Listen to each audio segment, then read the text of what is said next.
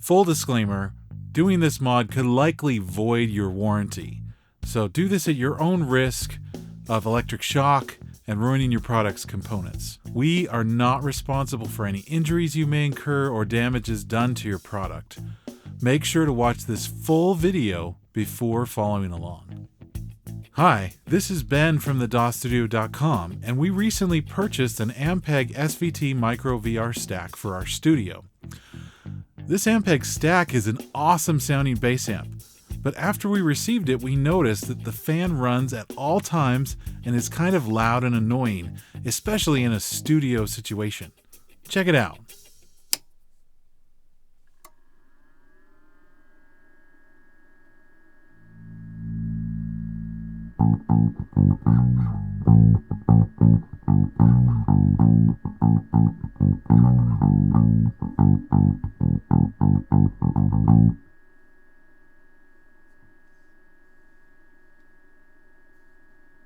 Notice that the fan ran the entire time, no matter how warm or cool the amp was running. That audio is very difficult to use for a recording because of the fan noise bleed.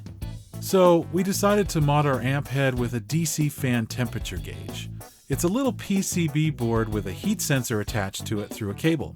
It basically leaves the fan off until the temperature gets to a certain point, at which time the fan turns on and blows the hot air out of the amp. We've provided a link below for you to get one of these if you'd like to do this mod.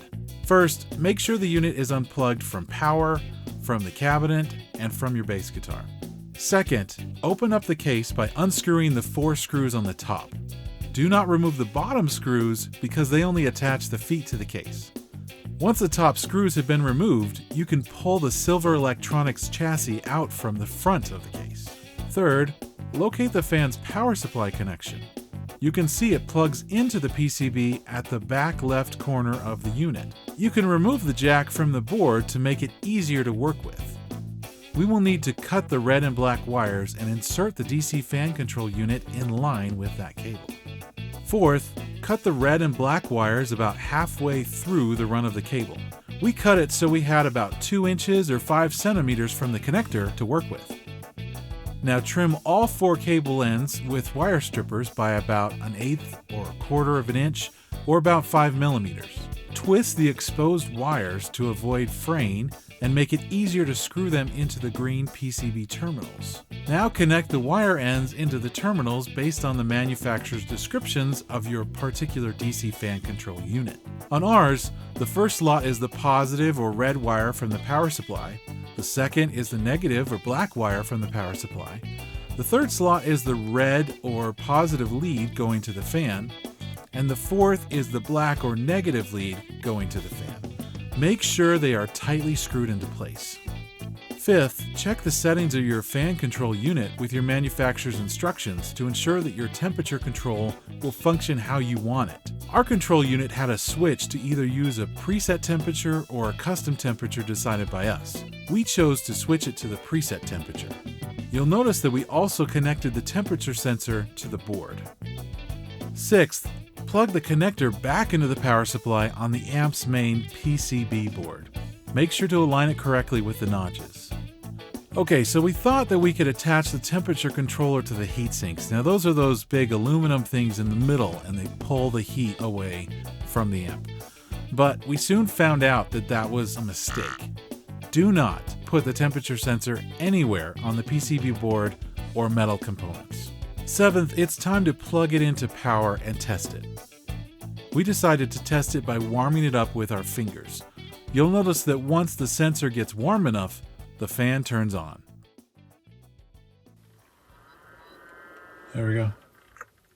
This took quite a while with our fingers, so you'll see that later we use a heat gun. You could also use a hairdryer for this. Here, why don't we do this once? So you grab the base. Whoa. That was not good. That's cool, we caught it on video. So you see that we totally caused a spark by touching the temperature lead to the big aluminum heat sinks in the center of the unit. And we're lucky we didn't damage anything or get hurt. So again, be careful while working on this, especially while it's plugged into power for testing. Now, after that excitement, we plugged the bass in to make sure everything was working. We tried driving the gain to 100% to get the amp to heat up, but that didn't do anything. So that's when we brought in the heat gun to test it out. Here you can see us using the heat gun and the fan kicking on. There you go. Everything appears to work just how we intended. Eighth, you'll want to use bread ties or small zip ties to secure the fan control unit inside, as well as manage the excess cable from your temperature sensor. For the ninth step, you need to find a good place to secure the sensor, preferably in the top of the unit, so as the heat rises, it will trigger the sensor and turn on the fan.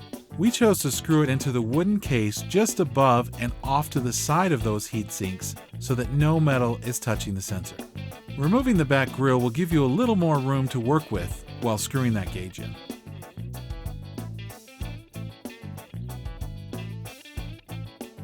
Tenth, you'll want to put the amp back in.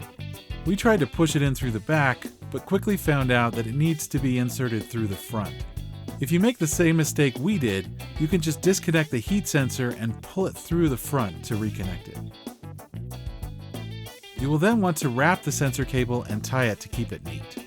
Before reattaching the metal electronics chassis to the case, double check that the heat sensor is out of the way of those heat sinks and isn't making contact with anything but the wooden case. Now you can reattach the chassis with the screws on the top, reattach the back grill plate, and you're good to go. Here is what the amp sounded like before our mod.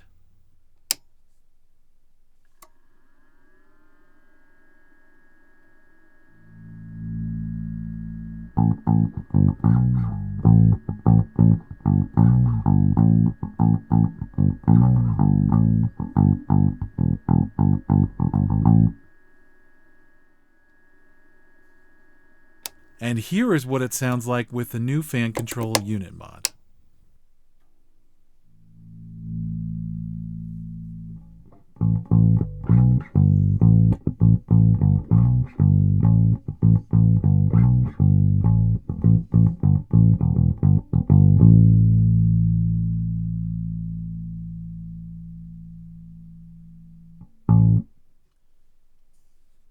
This mod is actually quite easy and inexpensive if done correctly. It gave us wonderful results, and we've used the amp many times since filming this mod, and it still works great. If you enjoyed this video, make sure to like and subscribe, and check out more content on this YouTube channel and on thedawstudio.com.